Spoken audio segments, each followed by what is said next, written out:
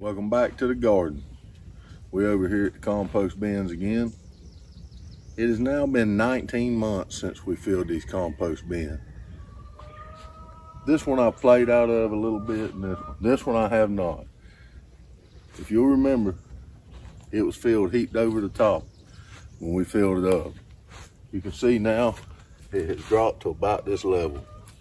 If you remember, I told you my goal was to try to make compost in 90 days with no added stuff other than just what come off of the property and stirring it once a month.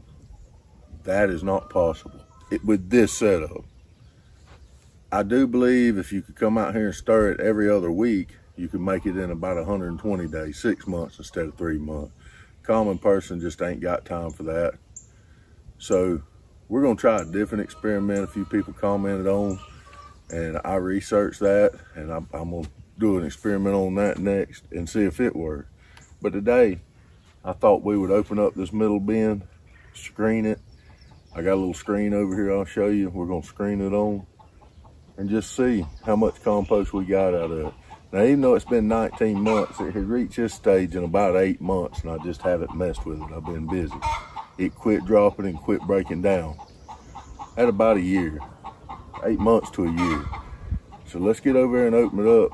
Let's screen some of it and see what we got.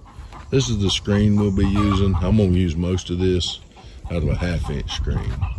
Now some projects, I got a 1/4 inch screen we'll be putting it through to get it down to even finer particles.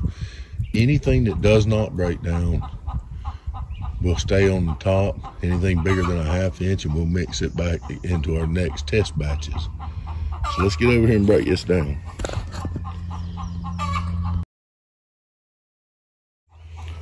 This is what we're looking at just from opening up the front. All the way down to the ground.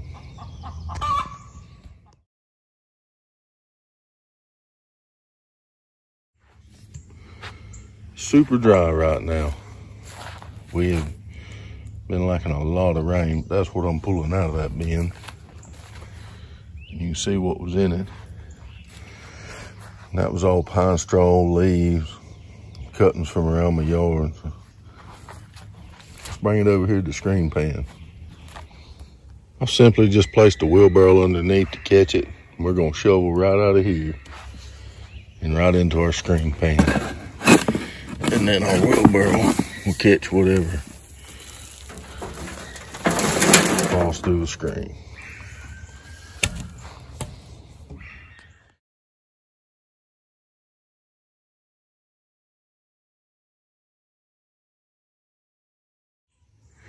All right, so we screened our first little trailer load.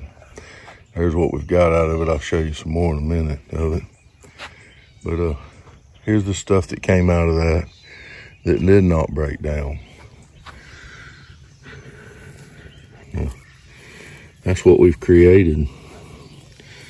All that soil, except for them little leaf particles, and you could work that out with a 1/4 inch screen if you really wanted to, but I got an immediate plan for this that I'm gonna use.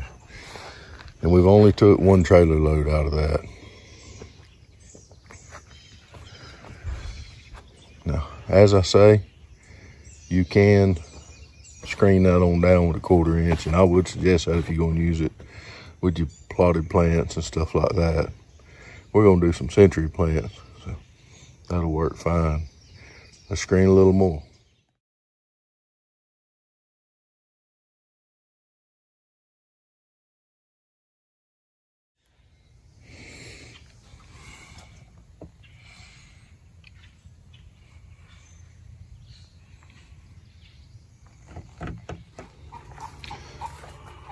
Now for this next segment, I want you to keep in mind, this is the trailer we're talking about. It's probably 3.5 foot long, 2.5 foot wide, and about 1 foot deep. I have took 2 of those trailer loads from here. So you can see the level. There's still 5 times that much there. I got these 2 buckets of compost out of that. Still that much in the wheelbarrow, and I didn't quite finish that second load. This is the amount of stuff that come out of that. that did not break down. Don't throw this away. It's already got your beneficial bacteria. You can throw it in with your next batch. Let's talk about what we've come up with. So you can see what we came up with. Now let's think back and remember, we had sago palm leaves in it, cabbage palm leaves, elephant ears, oak leaves, pine straw, just a mix of stuff, some grass clippings. We did make compost. For a normal homeowner, this is more than enough. I mean, you see I got them 2 5-gallon buckets, still got some in that, and how much is still left in the pile. So for most people, this would work for very little effort. It'd take you about a year, I believe, if you didn't stir it at all. You just rotate your bins, and that way you steady got it. You don't have a lot of effort in it. But for me, I'm gonna need a lot of compost. I got a lot of projects going on.